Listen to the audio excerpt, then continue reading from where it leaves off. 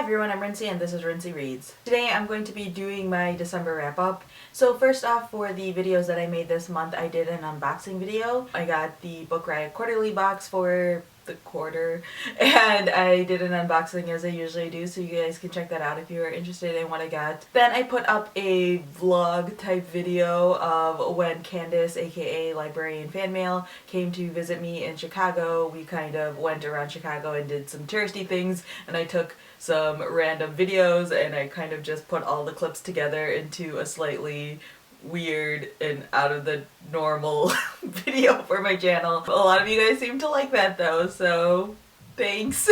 And then I did an end of the year book haul. I haven't done book hauls in a while because I haven't been buying like tons of books, but I realized that I had bought a decent amount over the last like 3 months that put together was worthy of a book haul video. And then I actually did a book review this month. I said I wasn't going to do any book reviews this month because they kind of are more time consuming and things like that. But then I read Down the Rabbit Hole by Juan Pablo Villalobos, and I really enjoyed that story and I enjoyed it so much I really wanted to share it with you guys and talk about it with you guys. And then finally I did my favorite books of 2014. I did it in 2 parts so that way the videos weren't like a half an hour long. But yeah, they're in kind of an order, so part 1 has 14 through 8 and then part 2 has 7 through 1, so you guys can see which books I really enjoyed the most throughout the year, and I obviously highly recommend all of those books to you guys if you haven't read them already. Now in December I actually read a decent amount of books, which I wasn't expecting because December is usually a slow reading month for me because I'm usually really busy. The first book that I finished I actually started in November, and that was Please Ignore Vieira by A.S. King. This is the first A.S. King book I ever read. If you guys remember from my November wrap up, I wasn't really in the reading mood, or it wasn't really coming very naturally to me, so I was like, okay, I need to pick up something that isn't super heavy or super dense. That's what I mean. This story is kind of heavy, but the book itself isn't very dense because it's a YA novel. I felt like A.S. King has been kind of hyped up for me, so I had higher expectations going into it, but I still really liked it. I like the topics that it talks about. The story follows Vieira, who is basically in love with her best friend Charlie, and then stuff goes wrong within their like friendship and they end up stop being friends, and then Charlie dies suddenly and Vieira apparently knows some things about the night that it happened. So this story explores a lot of teen issues in a very real way, in a very honest way. It reminds me a lot of Lori House Anderson, but I like Lori House Anderson a little bit more. There are also like magical realism elements that are put into these books, so if you like magical realism and you like YA, this is definitely one to check out, and I've heard that all of A.S. King's books are kind of like that. So yeah, I like this book. I'll probably check out more of A.S. King stuff, but it wasn't quite up to the level that I felt like I'd heard about. And then I read All the Light We Cannot See by Anthony Doerr. I don't know how to say his last name. This book was nominated for like a National Book Award. It's been in a lot of like top books of the year lists. A lot of people on BookTube really liked it, and I read it and I liked it, but I wasn't crazy about it. This is a World War II historical fiction novel. It takes place mostly in Germany, and it sort of like alternates between different perspectives and different times. I think the reason why I didn't enjoy it very much was because the chapters are all super short. They're like at most 7 pages, but they're usually around like 2 to 5 pages per chapter, which is really nice when you're reading it because you zoom through it really quick because you just keep flipping through the chapters real quick, so it makes it feel like you're reading super fast.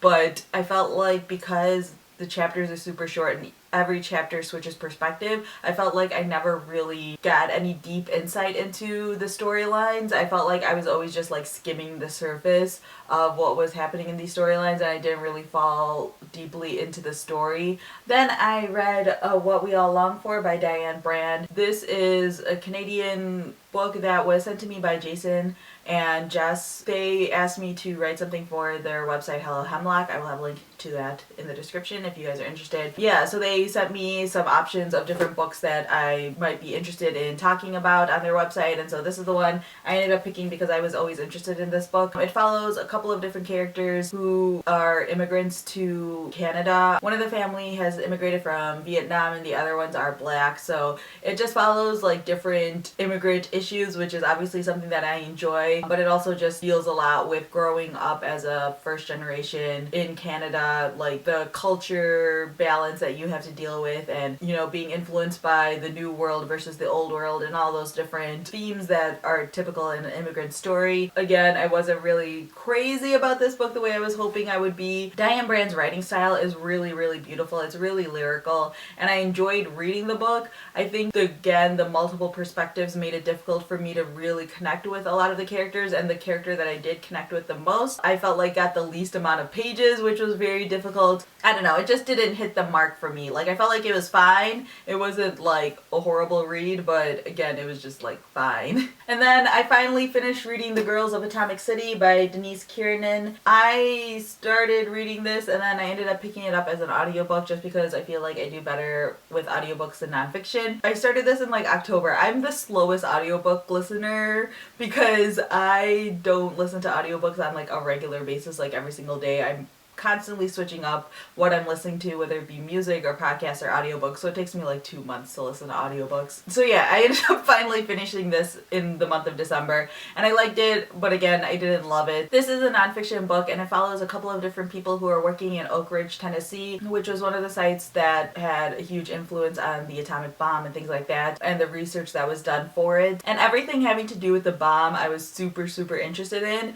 but the way this book is written, it focuses a lot on the girls' personal lives. Like, it talks a lot about them leaving their families and them dating different people, and every time it got to one of those parts I was like, I don't care, just go back to the bomb. I felt like this wasn't what I wanted it to be, which I mean, it is kind of just like a biography of those women's lives, so I should expect those things because that was a part of their lives, but really all I cared about was the bomb and the spying aspects and how secretive it all was. Like, those were the parts where I was like, yes, I'm totally into this story. But then they would start talking about how this girl was dating one of the guys and then decided to break up with him, or how a girl was dating someone who was in the army and was overseas and wanted to break up with him but then felt bad because, you know, he's in the army serving the country. And I was just like, oh, that's not the parts I care about. So yeah, I like this book. I think it's not bad. I think it's also very surface level, and I kind of just wanted more about the bomb and the scientific experiments and the spying and those things. And then since I was reading all of those books and they all felt like super disappointing, I was like, okay, I need to pick up something that I know I'm going to like. So I ended up picking up Tana French's Faithful Place, and yeah, this was what I needed. This is the third book in her Dublin Murder Squad series. This one follows a character named Frank. Basically, when Frank was younger, there was this girl that he was in love with named Rosie, and him and Rosie were going to basically run away from their homes together and move to London. But then on the morning when they are supposed to leave together, Rosie doesn't show up, and Frank just assumes that she ran away by herself and decided not to take him with her. So he basically just leaves town too because he was already set to leave. Then fast forward to the future, he is a detective on the murder squad, and his sister calls him saying that they found a body, and it turns out they found Rosie's body in one of the houses. So Frank returns home to basically figure out what the heck happened in this situation. This is, again, a really good book. If you saw my top 14 of 2014, you know that I put The Likeness on my list as my favorite books of the year, and it still is my favorite even after reading this one. I think this is a good book and it's very strong, but it's definitely not my favorite. It's not saying that this is a bad book by any means. Tana French is still a great writer, and there's a point in this book where there's like a major reveal and I was like, what the heck? But I still gave it a 4 out of 5 stars because I love Tana French and I love the mystery, and this book totally gripped me the whole time, and it was just what I needed to like break me out of this like disappointing slump of reads that I've had for the past like month and a half. Then I read Sweetland by Michael Crummy? Yeah, I think that's right. I almost said Crumley. This book comes out in January of 2015, so it's coming out in a couple weeks. This takes place on a small island off of the coast of Newfoundland called Sweetland. This island is in decline, and the government wants to basically buy off the island and just like buy off the property off of everyone that lives there and have them move away and then have it just be a government owned place because everything about it is just going downhill. But there is one man named Moses Sweetland who is just a very stubborn old man, and obviously based on his name you can tell that he has very strong roots to the island itself. So he's basically like the sole holdout in terms of selling his property over to the government because the government needs everyone to buy it, otherwise they can't take it from anybody. So So it just follows sort of like the proceedings of this island, and you follow the character Moses as he sort of just like stubbornly tries to hold out and tries to figure out what to do with his life and how he could ever possibly leave the island, things like that. This book took me almost the entire month to read,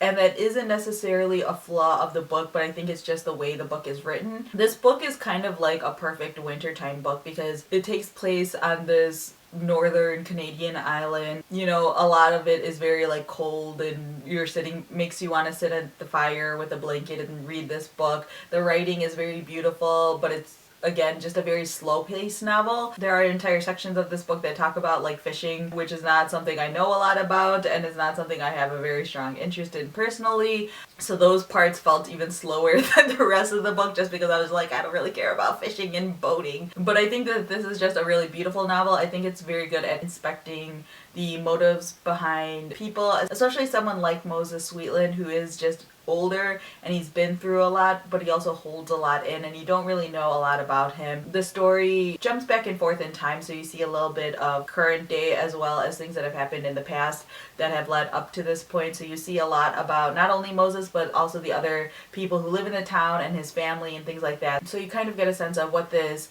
island is like and what these people are like and the things that they've gone through and why they are the way they are, which is kind of a story that I really enjoy. These sort of slower, longer character-based stories that really make you think about your own life and your own choices and what you would do in these situations and things like that. So I really liked it. It's my first Michael Crummy book, but apparently he's a really big Canadian author, but I've never heard of him before, so I'm very intrigued by this, and it made me intrigued by this author and made me want to check out some of his other stuff. And then finally, the last book that I read this month was The Handmaid's Tale by Margaret Atwood. I ended up doing this as kind of like an impromptu buddy read with Jenny from Adultish Books because I had it checked out from the library and she had that as one of her last books she needed to read for her Project 10 books. So we ended up just reading it together over the course of this week, and I love that book so much. I've never read any Margaret Atwood before, and so many people have told me to read her, and they all told me to start with The Handmaid's Tale, so thank you to everyone who did that. This is a dystopian book, and I'm not going to talk too much about it because I want to do a full review on it, but it's a dystopian novel where it basically sucks to be a woman, like Jenny said. So yeah, I really enjoyed it. It got a 4 out of 5 stars from me, and it made me want to read more Margaret Atwood. I have The Blind Assassin, which I've heard is like drastically different from The Handmaid's Tale, but the way that Margaret Atwood writes and the way that her brain works, and want to read everything else that she has. So yeah, that is basically my December. This video is crazy long because I didn't do any reviews, so I talked about all of the books that I read this month in this video. A couple of things. One, I'm going to be reading Lonesome Dove in the month of January with Steve from Steve Reads Books. He got really excited about the book after seeing Jenny and Ashley read it, and so he asked me if I wanted to read it with him, and I said sure. So I'm going to be reading that, so if you guys are interested in reading that along with us, we're going to be reading about 25 chapters a week, so if you're interested, you can join along. We'll be using the hashtag ReadLSD, which always makes me giggle because of the drug. And so if you guys are interested, you can follow along with us or read along with us. And then I have a couple other books here that I'm going to be reading in the month of January, but I'm not going to talk about it because I hate TBRs. But if you're ever interested in the books that I am reading throughout the month, you can always follow me on Goodreads or Twitter or whatever. The links are always in the description. Also, this Thursday, I will be doing my 2014 wrap-up thing with my pie graphs and talking about all of my resolutions and seeing how I did with that. So you guys can look forward to that. So yeah, if you've read any of the books that I have talked about today, feel free to leave a comment down below letting me know what you guys thought of them, if you liked them or didn't like them or whatever. Also, if you have any questions or comments about any of the things I talked about, feel free to leave that down in the comment section as well. So yeah, that's all I have for now. Thanks for watching.